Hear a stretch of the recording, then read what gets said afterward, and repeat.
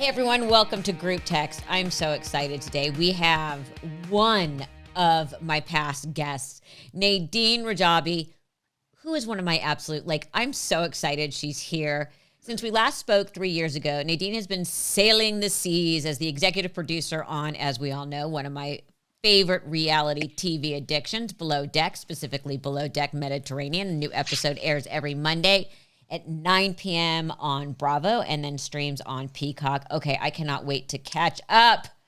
Ahoy, Nadine. Melissa, thank you so much for having me. You are absolutely, I've been your biggest fan for, my God, for the longest time. I mean, since I was, I just grew up watching you and your mom, and thank you for having me. It's such an honor, always. Well, we were just talking and I said, every time I see your name in the credits, I'm like, that's my friend Nadine. Yeah. Steve, my fiance, because I made him watch all of the franchises. Oh my starting gosh. episode 1, season 1. He got completely addicted. By the way, how different was it? Like, how much has the show evolved? I went back because we were doing the after show, and I was like, oh my gosh, like, because I'm in it, so I don't think about it. Going back and watching, it is it is like the edit, like obviously cameras were different, but like it just feels so long ago when you actually watch that. Yeah, and the storytelling has changed and Yes. people's behavior Yes. has changed, Yes. which we'll get into. Sorry, I didn't mean to interrupt. So what did Steve think? Yeah. Yeah. Because every time I'm like, that's my friend Nadine. And he's like, I know already. And I Sorry, just did Steve. it. And I just did it the other night. I'm like, there's my friend Nadine. She's coming back on the show. He's like, you're stupid. Okay. I So love last it. time we talked a lot about Below Deck. And of course, we're going to get into that. But I want to talk to you about you first, because I went back and looked at your IMDb bio because it's Yeah. fascinating. I'm going to quote: national champion black belt, a world-class soccer player, a competitive snowboarder, and you are truly the only person I know to have ever delivered a TED Talk about a unibrow. Yeah, that's right. I think you were either, I want to call you multi-talented, but I'm also thinking you have a very short attention span. You actually hit it on the head. That is like, if anyone were to, and listen, I'm totally open about talking about my ADHD. It is, I have ADHD. So my doctor said I'm high functioning, so I'm able to, do all these things. But like I have ADHD, and I think a lot of that was, I grew up playing sports, which helped me immensely, with focus, with, just trying to just kind of get it together as a human being and somebody that had so much energy. And I happen to be athletic. And so I was one of those people also that like I had to go to the top. Whatever I did, I had to do it the best I could. Even if I wasn't the best in my mind, I had to try. I had to just keep going. And snowboarding, I wanted a lot of attention as a kid. So I was also that idiot to be like, hey, I'm gonna go jump off that cliff or do whatever it is. And now I'm like, oh my God, no way. Like I want my bones intact. And I want it's pretty wild. Are you an only child or do you have siblings? I have one sibling who's 12 years younger than me. And so I basically grew up like an only child. So it was very much, it was, yeah, I just kind of, I had no structure. My family, like my parents were immigrants, right? So they were just like trying to figure it out. So like, when kids were going to bed at 7 p.m. with a bedtime story, I was just up watching Three's Company till got, whatever time. It was just, it was like the inmates were running the asylum at that point. Yeah. Well, I was up doing those things because it was my parents' business. So a little bit different. Right, Which, right. I mean, at one point you had to terrify them. Oh yeah, it wasn't until my mom had my brother where she's like, "Oh, this is like what it's like to have a child that's like not literally bouncing off the walls all the time." I mean, I was drawing on the walls and my brother was reading the New York Times at 5 years old. It's like that was the difference between my brother and I. Yes. So, okay. So, yes, which by the way, your mother inspired me to do stand up, which I think we talked about that story last time. So when they asked me to do unibrow, and it was something about change. And for me, I grew up. Wait, Sorry, stop. okay, yeah. How did the TED Talk people find you and then decide that unibrow was your topic? Well, I gave them the unibrow. The topic was, I have to look at the prompt again, but it was about something about change and embracing change or something like that. And so we had to pitch them a bunch of different things that we would talk about when they approached me. They approached me because of my stand up way back in the day. And they said, hey, you've done a lot of things. You're multifaceted. I think you'd be a great speaker. So I kept thinking about like what really, for me, it was embracing because I had so much shame growing up because I grew up in Orange County with, a bunch of blonde hair, blue eyed kids. Now there's a lot of, Persians, but I was like the only Persian, if not maybe two of us at the school. And I just wanted to fit in. And it was the 80s. It was after like the hostage crisis. It was all that. So I was already used humor to try to endear myself to people and fit in and all those things. And I remember my mom, like I had a unibrow, and my mom was like, you can't pluck it until, I don't know why she had this rule, but until eighth grade. And I'm like, Mom, what are these milestones you have? Like, I did not understand. And I hated it because the older you get, the more hair you have on your body, the more people are calling you unibrow. I just was like, I couldn't shave my legs till seventh grade, and then I couldn't get rid of my unibrow till eighth. And I really didn't I now back hindsight, I asked my mom, I was like, Mom, what were your milestones? She's like, I don't know. I'm so sorry. Like she just apologized. She just made up rules. She was doing, our parents just did their best, right? Like that's all they could do.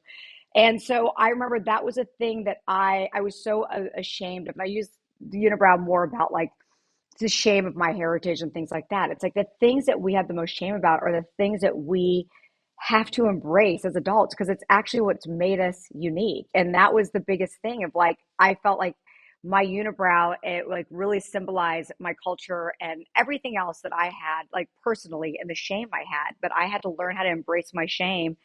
And, now I'm proud to say, hey, like I have, an immigrant family. I've got, I grew up different. That's okay. But as a kid, it's like, that's you, all you want to do is fit in. So a lot of my speech was about embracing your inner unibrow because everybody has something that they have shame inside. Well, listen, if you don't, please, I want to, I want to meet that person.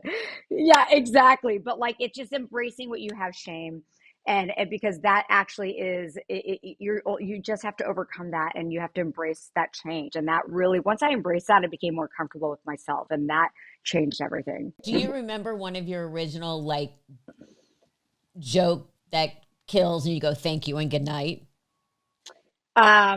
Yes, it wasn't one of the originals. It was something that came a couple years after and it was not the cleanest joke, but it wasn't the dirtiest. It was really, it morphed because I went to grad school. And when I was in grad school, this is the real story of all of it. I lived in this house with three other guys and we called it the Slut Hut. Not because I was a slut, but because they would always, we shouldn't even use the word, but it was like, they'd always bring sluts over and that was the joke. And sometimes I'd walk out of my bedroom and they'd be watching porn and I'd be like, these fucking guys, like, what do you, like, you know what I mean? It was just, and so so the whole thing was I talked about the Slut Hut and, when I would walk through, I'd always be like, I was always a storyteller, I guess. I'd be like, there's no story in this. Like you want to see the pizza guy bring the pizza, he brings it over, they have sex. The pizza's just sitting there, like have a slice of pizza, eat the pizza, do something, right? So then I was like, I think there should be a porn character named Earl Grey and all he does is teabag people. So then he just, so I, so, so, so then he just like walks through the frame and he comes in and he's like, Earl Grey. And then he dips in and he's just gone. He's out. He's like, that's it. And so it's just one dip and he's gone. And so that was my closing joke about the living in the Slut Hut. And it was stupid. It was just like a quick gimmicky, listen, based on a true story that I really said that, but it was just, By the way, here's how my sick mind works. I'm like, that could be a whole series of like how to's. Tea time with Earl. What was that? Yes. Time with Earl. So let's get into below deck. Yes. Explain to people how, and we've talked about this before, how it's set up, because how the boat is actually made into a working floating set. It really is. So we have cameras. I mean, I think we have 18 surveillance cameras And then whatever we don't have that is flowing through our monitors, we set up GoPros because there's a lot of blind spots on the boat. So we just can't see everything that's happening on those GoPros because we don't have a feed. But the whole thing is basically surveillance. And then we have anywhere from 1 to 4 cameras if we're lucky up at the same time. And we work in shifts, roaming, exactly. And so the way we are able to track where people are, obviously the boat's small, you're following them. Let's just say, and then we've got producers that are like listening on, and they're flipping through every audio channel because the whole boat is mic'd as well. It's rigged. You could hear everything. So sometimes I'll be like, hey, it's awfully quiet. Have you heard from, let's just say, Aisha, the chief stew? And they'd be like, hold on, let me see if I can hear her mic. And sometimes they'll go, oh, she's in the bathroom, bring that down. You know what I mean? It's like, we're not listening to the bathroom. It's like, you don't know where you're going to pop in because we can't hear everybody at the same time. I mean, unless you're like bionic and you could, cipher what people are saying. But they'll go, oh, I think that they're in, the guest cabin cleaning or whatever that is. So then that's when I'll go, if it's kind of slow, I'll say to the director, send a camera to the guest cabin, let's see what they're doing, and follow them doing that. And then someone will go, oh my God, or if you stay on surveillance, the chef is losing his shit. It's like, send the camera there. So everything is you're trying to guess. Let's just say you are following them, and let's just say there's a fight. You're trying to guess, like, how are these people going to react? Or if it's a funny moment, whatever that is, because we have to be 2 steps ahead of them of like where they're going to be, what they're going to do. And if not, we have to just be totally vigilant and listening to exactly where they are on the boat, where they're headed. And it's funny, I never thought about this until a couple seasons ago when it was a returning cast member. I forget who said it, but they said, Nadine, we always know something's going to happen when there's a camera on us and there's nothing going on because they feel like someone's going to be coming towards them. Because we'll hear that, like, I don't know, the chief stew is going to go yell at the second stew. And I'm like, you know what? That's so true. I never thought about that. But sometimes nothing's going on. So we're just shooting them cleaning. Working. You know what I mean? Yeah. Working. That's it. So it's always it's a crapshoot, and they always get anxiety about all that. And I'm like, oh my God, I'm so sorry. And I never even thought about that you're just anticipating, is something bad going to happen, or am I just going to be cleaning? So, and you also have what we call video village, sort of the control room set up on the boat. That's right. So we take over a guest suite, and the whole thing. You guys take over the master. Yep. Well, not always. No, but a lot of the times, most of the time we do. So it's sometimes either now they call it, oh my God, I forget what they call it now. The cabin. VIP. Yes, the VIP cabin. And then there's sometimes on some boats, they'll have the VIP, and then they have like the junior VIP. So if we can fit in the junior VIP cabin, I'm just calling it the junior VIP. That's not what it's called. Then we go in there. But on Moustique, which you're seeing, we set it up in the VIP cabin because it was we just couldn't fit. Like, there's just too much. And the other state rooms, and you also have to be away from the other rooms. And so some of the time, like on Northern Sun, on Below Deck Down Under, our control room was in like on the same row because that was such a that the layout on that boat was so weird. It was an old fishing vessel, and it got turned into I use the word super yacht very loosely. I was shocked when I saw that boat. Well, I was going to say, from a production point of view, which I also come out of, I remember watching and going, this boat isn't going to work.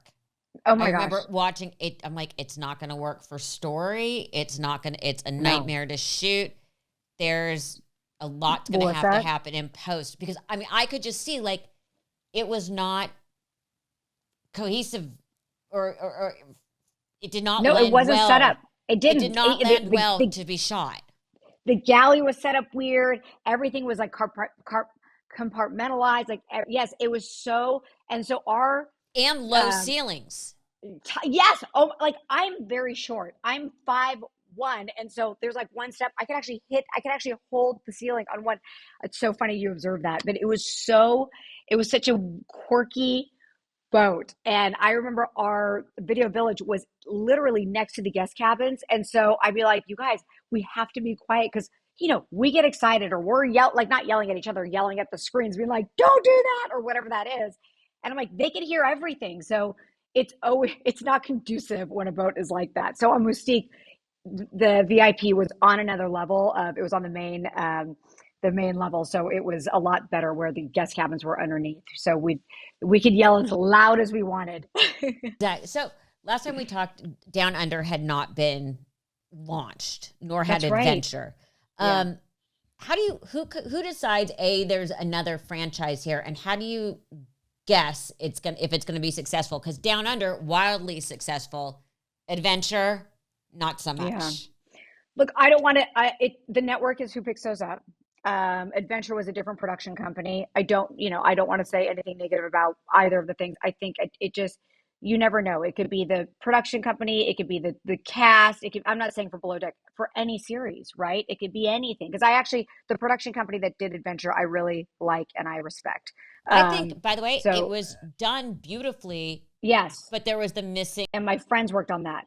Yeah. It was the missing element. You don't have people in bikinis. You don't have people jumping in the water. Um, After you've seen one person rappel down, unless there's someone having a panic attack. Now, what do we for a mountain? Yeah. What do we do I'll, today? I'll also think this, like, listen, because I agree. I think they did a great job, and I really like Captain Carey and all the people. The area was gorgeous. Gorgeous. It was amazing. I think it's because this is just my opinion. Because in today's landscape, I think it launched like back in the day. If you launch a lot of unknown people, it wasn't. It was a lot easier to get something off the ground. For Down Under, I remember I really fought for Asia to come over for a crossover, and I really the network would tell you I really kind of did piss them off a little bit. I fell on my sword, not that they didn't want her, but it was just adamant about having somebody that was a familiar face to launch the series, and I really think that helped. I also think that Captain Jason is 100% because yeah, I hate to use the word spin-off, but when it was scripted series, they spin someone off. You love the yes, person, you love the character, and you follow them. You that's right. trust their storytelling. Yep.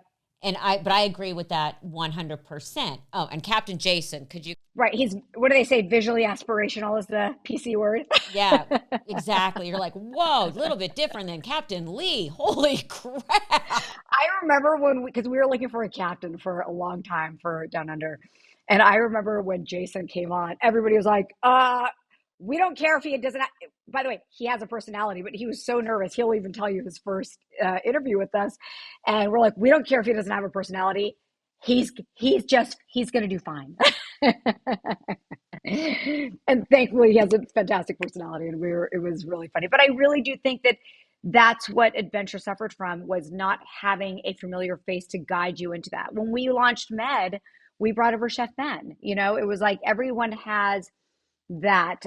Even sailing had, not that Chef Adam was a big superstar at the time, but they brought over Chef Adam. I always think for any, like you're saying, scripted series, anything, you need that familiar face that you trust that will bring you over. And, I mean, all wildly successful. I love that Captain Carey moved Yes. over to OG Below Deck.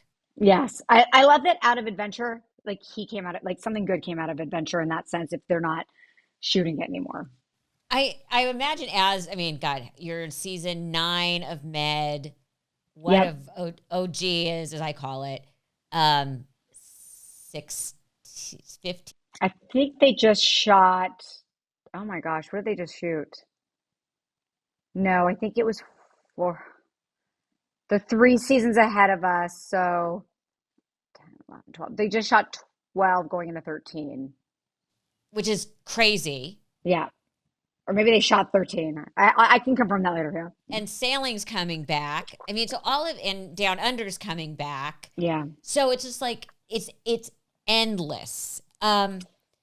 It's funny too, because all of them have such a different personality, which I like. It's like that's the thing. It's like they have a different point of view. And I go back and look at the originals. It's like, how have you seen it change? I see it in the way the crew behaves, Yeah. changes. I see a lot more risks in the Yes. casting. Yes. What major changes, I mean, obviously production wise, have you seen? Here's what I think, and I don't know if, like, listen, I don't want Bravo to get mad at me, but this is the truth is, I think sometimes when you have some seasons are a lot more fun to watch, some can get a little more toxic. I think the show sometimes, and I don't, this is not a knock on it. I think any series, I think it's lost its innocence a little bit of like, back then it was yachties that were just doing a YOLO thing. The show was very, people watched it, but it wasn't in the zeitgeist the way it is now. And it was like truly yachties just doing a YOLO thing. Maybe they did another season and then they go back to their boats. And now I think some people, this is for every series, people want to come on and they all work on boats, right? Unless they've lied on their CV, they want to come be reality stars. And I think that's the problem of what is happening in all of reality now. 100%. Yes. And that crosses every reality show. Yes. Everything. I mean, yes. it's a whole different, and they all want to be influencers and spin off being a show into being, on Instagram and TikTok. Absolutely. And that's a genre wide problem. Yes. And I think for me, and I'm like, hey, and I always say to them, be yourself, because if you try to be something that you're not, the camera is going to sniff it from a mile away. The camera never lies. And that's when you kind of run into these seasons that kind of become toxic, or that somebody's trying to be something that they're not, or trying to start something. And it's just like, why are they doing this? Just, do you know what I mean? It's like, and it's so hard to watch that. And, some people are, and for me, I really do try to cast, everyone's like, oh, they cast this person on purpose or whatever. We don't know when they're lying on their CVs. I don't personally do the checks, but we have a whole department that does all the checks. We've now actually hired like an agency, like a yacht agency, to make sure that they're not lying on their CVs, because that's not good for the show when they're lying on their CVs. Do we look at people for personalities? Yes. Like that's, of course, it's a television show at the end of the day as well. So that's a big thing as well. It's like, hey, like French Max from season 8. That kid, oh, we loved him. Oh my God, I was obsessed with him. He made me laugh so hard. I remember in the first couple episodes, he was getting like people who don't know, French Max was a crew member.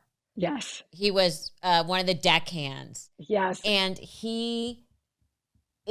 every excuse to everything is like, well, I'm French. That's it. Literally, it's like he needed to rest. The food wasn't good enough for him. The funniest story, which is we were able to kind of tell us, he always needed to rest. He always needed to rest. He needed his hours. Listen, which I get, it's maritime law, but he needed a little extra beauty sleep. And then I remember the day he came to Sandy and he said he wanted to quit. And we made it work with the Eiffel Tower meter. And I had him talk about an interview. But what he told me in private was, I said, why do you want to quit, Max? And because I watched the whole thing go down with Sandy, and I was like, oh my God. And I like pulled him aside. And it's not very often that we'll ever come out, but I'm like, we have to know as producers, if somebody wants to leave, make sure they're safe, all these other things, all the things, and make sure he's actually okay. And he said, when he doesn't wake up with an erection in the mornings, he knows that his body is telling him that he's not happy. I'm not happy anymore. But yeah, and you guys got him to say that on the show. I said, Max, please, yes. So I had an interview with them, and he goes, my Eiffel Tower, and I was like dying. I was like he just made me die, because the thing is, this kid learned English from watching movies. Like, he's so witty, so brilliant, and I'm like, Max, you're so smart. Like, I could never go to France and have that sense of humor and be that witty, like just learning from watching French movies. Like, the kid is brilliant. And I was obsessed. Everything he said made me laugh. I know he made the crew crazy because he just didn't want to work, but I would just laugh. Like, you couldn't help but laugh. And I think the crew finally got on with that, and they were like, okay, it's just Max beat Max. But I mean, they ended up loving him. Yes. Because he was he was so good. But you just brought up casting. Yeah. I know as a viewer, how someone is walking down, how much luggage they have. I can tell you who's going to be an issue. Yeah. 2 questions. One is, sometimes someone basically disappears. So you think you've cast someone who's really interesting, and they end up being a dud.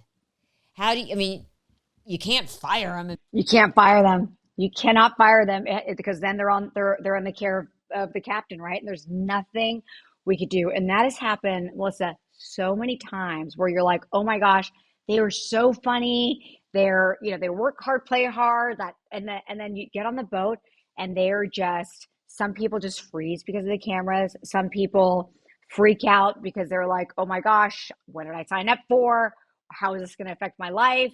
And some people are just like, I mean, they just silent. And I'm like, what happened? You were so funny and outgoing. Like, and we interviewed them a couple times, and I'm like, I actually just, and there's nothing you could do. There's absolutely nothing you could do. Or some people become really defiant, and you're like, you meet somebody like two times on a Skype, maybe three times on a Skype at most, maybe one time. Some of the people, some people do so well, we just do one Skype with them and that's it.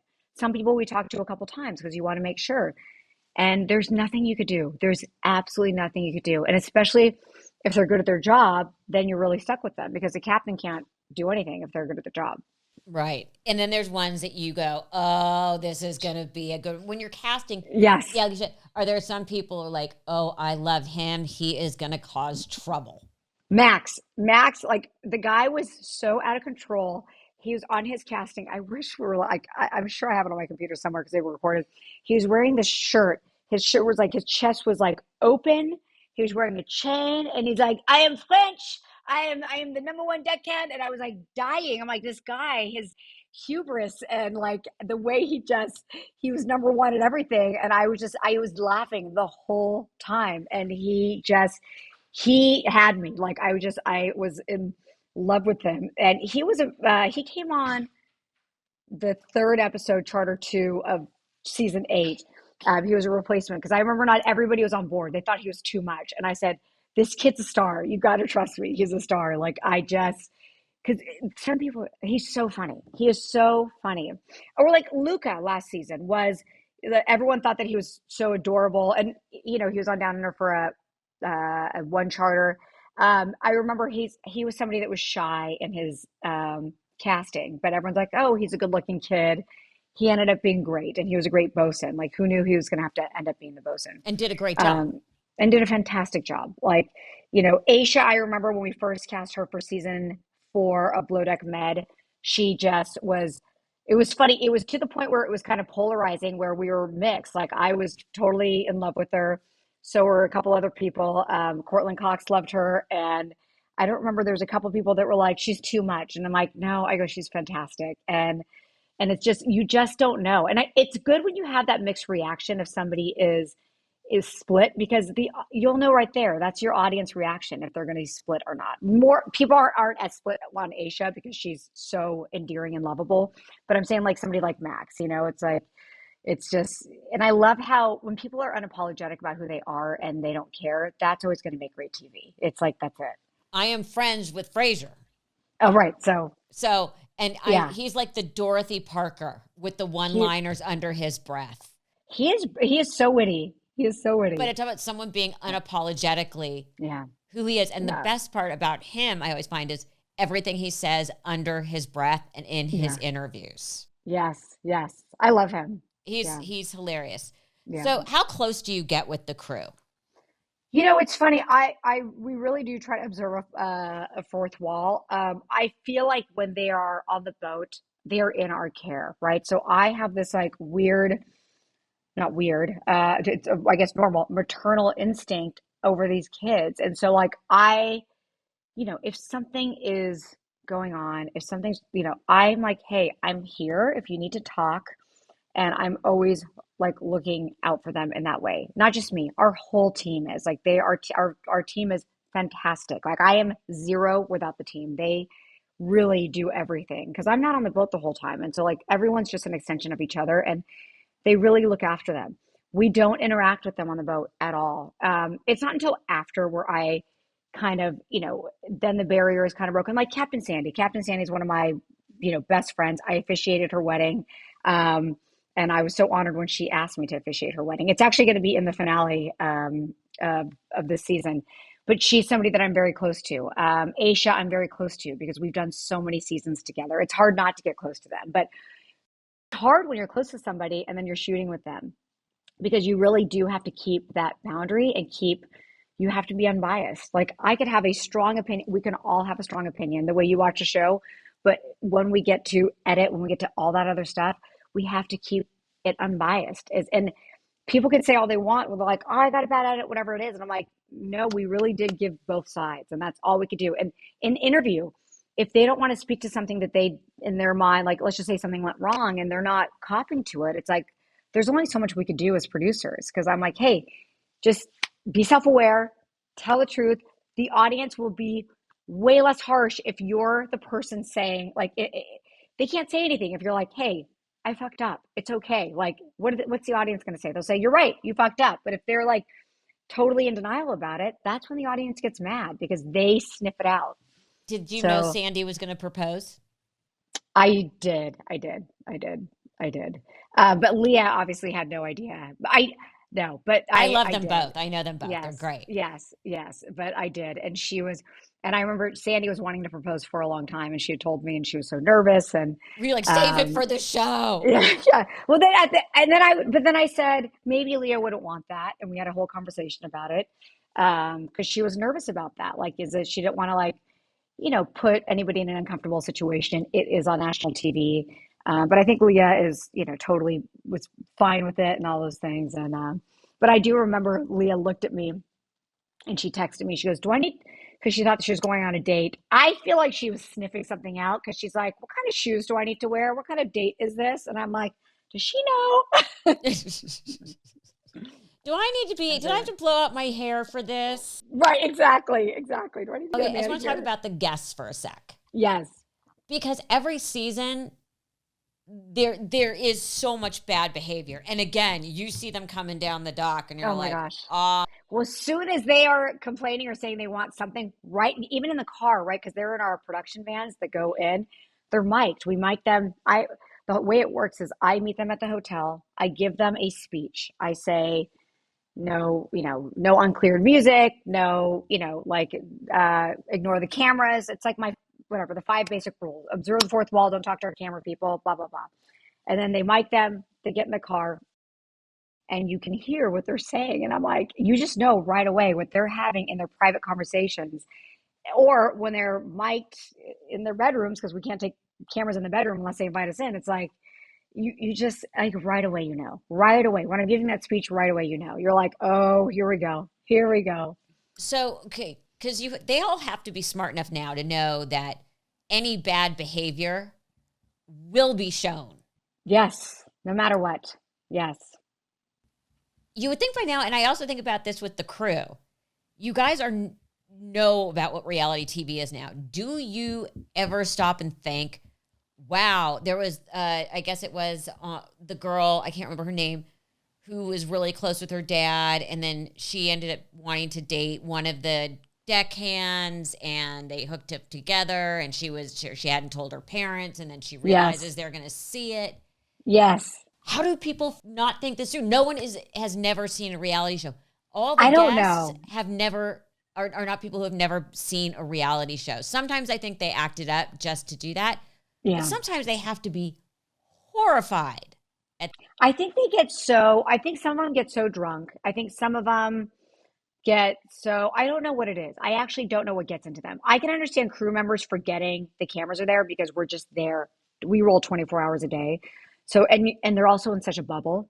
But the guests that come on, I don't understand because they're there for 3 days. Sometimes four if they're on a longer charter, but it's like, how do they not like it's like they're not used to the cameras. They see it. So, and I even say to them, we're recording everything. So whatever you say, I always say, be honest and whatever, like that's just it. Like there's not, but like, and then they either blame the show or they blame the edit or they apologize for their behavior. It's like, You've seen the show.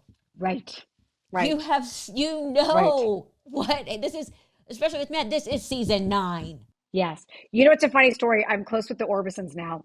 And Roy and Osa, I don't know if Roy had seen it or not, but Osa's wife said that she had never, I think neither of them had seen it. They had never seen the show. And I think that they somehow got like, paid to go on.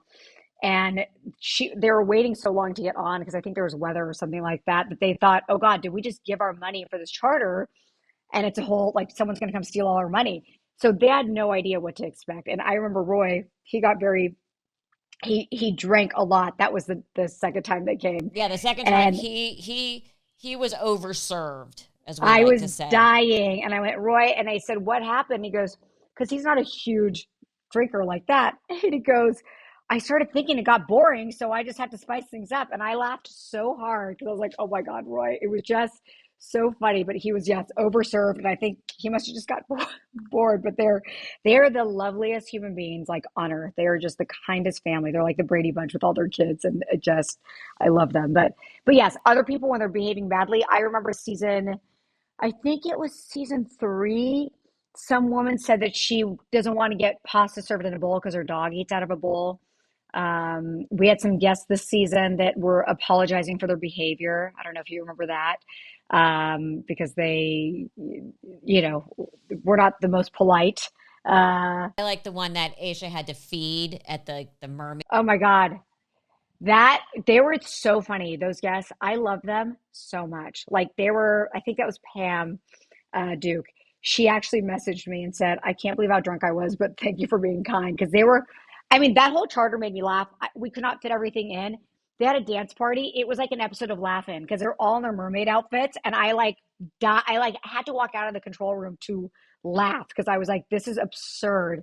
I wish we could have put that in, but there was just no time. But they were so funny. And she was like Jennifer Coolidge. She was just hilarious. Couple last questions. Other than Sandy, and in all the years on the franchises, favorite cast member, not personally, but just favorite. It's like a viewer. Yeah, I mean, for you, when you said, Oh, for okay, me. this person is gold, like favorite one. It's hard to You get know, past Ben. I love Ben. There's so many amazing. Like I hate playing favorites because I'm gonna. If anybody listens to this, you're all my favorite. There's some standouts, Melissa. I'm gonna be Ben. I love Kate. Kate's one of my dearest friends. Kate to me is, just so witty and funny. She's Aisha, also yeah, just such a bitch and doesn't yes, care. she doesn't care. She will always tell you the truth. Like she will always tell you the truth, no matter what. Aisha, of course, she's like my little sister. Hannah, I love. Hannah and I are very close. It was funny. I got trolled because they thought production fired Hannah. And I'm like, production did not fire Hannah. It was actually breaking the rules. But Hannah, I'm close to. I'm close to Katie Flood. I'm close to Malia. Like, it's so hard because there's so many different people that are like, so standouts, I would say it's always like one of the Chief Stews or like, somebody like that. Like Aisha just cracks me up. Kate, Sandy, and I love all the captains. But Max made me laugh like nobody else. I know he's a one season cast member, maybe more, but he just made me die. But I would say for the longevity of the series, the standouts have always been Ben, Kate, Aisha, and of course all the captains because they're the mainstays. But there's a reason, you know what I mean? It's like love them or hate them. It's like you're watching for a reason. Okay, least favorite. Who is the person that they had to hold you back to not throw overboard? Oh my God, um, I don't want to name. There might be a couple, but I don't want to get in trouble for this one, Melissa. There was one that you and I interviewed, the season we interviewed about that was on that season that was tough. And that person got let go. Yeah, the guy who he was fucked up. All the drama on Australia that we all know. That was that too. That was terrible. Oh my God, that was such a traumatic experience. I actually like blacked that out. That was terrible. Those seasons were so that season, excuse me, was so tough. And that night was so difficult for cast and crew and everybody. It People was can go just, back and look it up, but it was handled so well. Favorite yacht? oh, favorite yacht. I really liked, I think visually on TV, Motor Yacht Home looked the best, but it was actually not a good yacht, as far as it was always breaking down. But visually, it was beautiful. And I loved Lady Michelle from season 6 in Croatia. That boat was just so stable. She was beautiful. But I loved that boat. But Home looked the best on TV. It was almost like from far away, IKEA furniture can look so great. And then you get really close up, you're like, oh, it's falling apart. Well, not all IKEA furniture falls apart, but you know what I mean? It's just not as well made. But I would say Lady Michelle was probably the best made boat that I liked. Worst boat. Mechanically, I would say Sirocco and Home. Sirocco for the anchors, and yeah. Okay, and this one's for the hardcore med fans. They're the ones that, okay, does Norma actually exist? Yes. For those who don't know, Yes. Norma is like the Charlie from Charlie's Angels. She seems to have a lot of power because she finds crew. Yeah. But yet we never see her. Her name is Norma Therese. Melissa, I'm actually, this is a hot take for you. This is, nobody knows this, so it's okay. Bravo can slap my hand for saying this because it's not that big of a deal. She will make a quick cameo at the wedding. We will lower third her, and you will see her at the wedding on the finale. So you will see her. Her name is Norma Therese, and she is actually very involved in, she is, yes, she's the woman when it comes to all things yachting. She knows everybody, she knows everything, and she is so connected. So you can tell I really do watch the show. Anyway, I love that. Below Deck Mediterranean Season 9, new episodes Mondays at 9 p.m. on Bravo and streaming on Peacock. Nadine, we're going to have to come on and talk about your new shows when there are new shows. Yes, I can't wait. Yes, I have a new job that I've accepted. So this is my, I guess, podcast announcement that I've left this series. It made me so sad. It was a very difficult decision for me, but I'm going to run unscripted at a studio, and I'm show running a series right now for a streamer for them. And then I'm going to, be doing different types of projects. So I can't wait. I'm actually really excited, to share everything with you. But Med will always be in my heart. Soul Down Under and all the Below Deck franchises. And Sandy calls me every day. She's like, it's not the same. Well, not the production's great, but I think we had such a bond. But yeah, so I'm excited. It's a new chapter for me after a decade of being on the Below Deck franchises. Thank you so much. Thank you, Melissa.